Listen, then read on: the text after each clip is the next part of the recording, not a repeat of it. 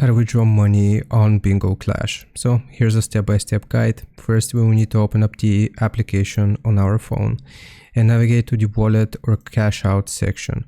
We need to look for an icon or a menu option labeled wallet, balance, or cash out. This is where you'll be able to manage your earnings. And the next step will be selecting our withdrawal method. You may be offered several options such as PayPal, bank transfer, or gift cards.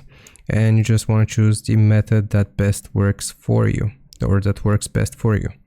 The second to last option will be entering the withdrawal amount, so you can type the amount which you want to withdraw, $10 or $20 depending on the platform.